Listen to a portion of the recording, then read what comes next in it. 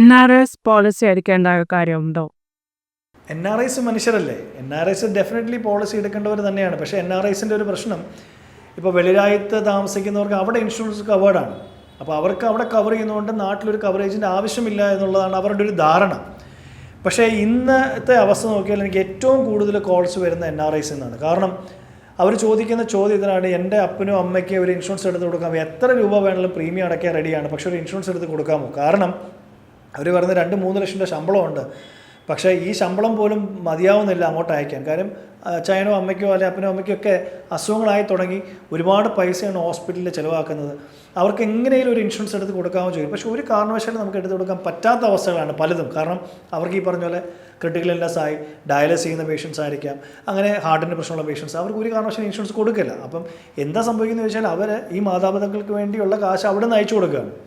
ഇനി അവരുടെ കാര്യം വേറൊരു രീതിയിൽ പറഞ്ഞു കഴിഞ്ഞാൽ അവർ പറയുന്ന അവർക്ക് അവിടെ ഇൻഷുറൻസ് ഉണ്ട്, അതുകൊണ്ട് ഒരു കാരണവശാലും എനിക്ക് നാട്ടിൽ ഇൻഷുറൻസ് വേണ്ട, പക്ഷേ അവിടെ തന്നെ സിറ്റിസണായിട്ട് സെറ്റിലാവുന്നവരാണെങ്കിൽ ഞാനത് അംഗീകരിക്കാം. പക്ഷേ ഏതെങ്കിലും കാലത്ത് അവിടെ നിന്ന് ഇങ്ങോട്ട് വന്ന് ഇവിടെ താമസിക്കുന്നവർ സെറ്റിലാവേണ്ട സമയത്താണെങ്കിൽ അവർക്ക് ഇൻഷുറൻസ് വേണ്ടേ?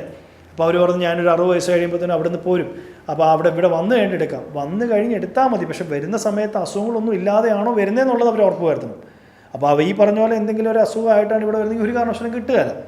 അപ്പോൾ ഈ NRI ജീവിതത്തിൽ, പ്രവാസ ജീവിതത്തിൽ ഉണ്ടാക്കിയ കാശുകൾ മുഴുവൻ കൊണ്ട് ഇവിടെ ഹോസ്പിറ്റലിൽ കൊണ്ട് കൊടുക്കാൻ എത്രയോ പേരുടെ അനുഭവങ്ങൾ നമ്മൾ കാണുന്നുണ്ടെന്നറിയും. അപ്പോൾ അവരവിടെ നിൽക്കുന്ന അവർ പറയുന്നത് ഞങ്ങളിവിടെ വരുമ്പോൾ എടുക്കാം, ഞങ്ങൾ വരുമ്പോൾ എടുത്തോളാം, പക്ഷേ വരുന്നത് തന്നെ അസുഖമായിട്ടാണ് വരുന്നത്.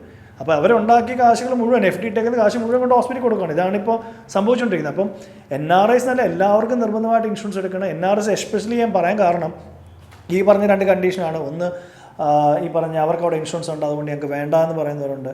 അത് ഒരു കാരണവശാലും അത് ശരിയായ നടപടിയല്ല, ശരിയായ തീരുമാനങ്ങളല്ല. നിങ്ങൾക്ക് അവിടെ ഉണ്ടെങ്കിലും ഇവിടെ ഒരു ഇൻഷുറൻസ് എടുത്ത് വെക്കുന്നതിന് യാതൊരു, പക്ഷേ അവിടെ ഉണ്ടെങ്കിൽ ഇവിടെ ഈ വണ്ടിയുടെ ഇൻഷുറൻസ് എടുത്ത് വെക്കുന്നുണ്ട്. അവർ വീട്ടിൽ കിടക്കുന്ന കാർ പോർച്ചിൽ കിടക്കുന്ന വണ്ടിക്ക് അവർ ഇൻഷുറൻസ് എടുത്ത് വെക്കുന്നുണ്ട് എല്ലാ വർഷവും. അവിടെയും വണ്ടിയുണ്ട്, അതിനെടുക്കുന്നുണ്ട്. ഇവിടെ വീട്ടിൽ കിടക്കുന്ന വെറും കാർ പോർച്ചിൽ കിടക്കുന്ന വണ്ടിക്ക് ഒരു ഇൻഷുറൻസ് എടുക്കാൻ സ്വന്തമായിട്ട് എടുത്ത് വെക്കാറില്ല.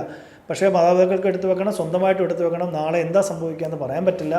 ഇത് ഞാനൊരു പേടിപ്പീരായിട്ട് പറയുന്നതല്ല, അനുഭവങ്ങളുടെ പശ്ചാത്തലത്തിൽ ഞാൻ പറയുകയാണ്. നിർബന്ധമായിട്ടും NRIs എടുക്കണം. ഇപ്പോൾ ചില രാജ്യങ്ങളിൽ ആൾക്കാർ പറഞ്ഞിട്ടുണ്ട്, എനിക്കൊരു അപ്പോയിൻമെൻറ്റ് കിട്ടിയിരിക്കുന്ന അടുത്ത വർഷത്തേക്കാണ്, ഒരു സർജറിക്കുള്ള അപ്പോയിൻമെൻറ്റ് കിട്ടിയിരിക്കുന്ന അടുത്ത വർഷത്തേക്കാണ്. നമ്മുടെ കേരളത്തിലെ പോലെ ഇന്ത്യയിലെ പോലെ അല്ല അവിടുത്തെ കൾച്ചർ. അപ്പം പെട്ടെന്നൊരു സീരിയസ് ഓപ്പറേഷൻ ഉണ്ടെങ്കിൽ അവിടെ ചെയ്യുമായിരിക്കാം, പക്ഷേ അവിടെ സ്ലോട്ട് കിട്ടിയില്ലെങ്കിൽ നമുക്ക് നാട്ടിൽ വന്ന് ചെയ്തിട്ട് പോകുന്ന പലരും ഉണ്ട്.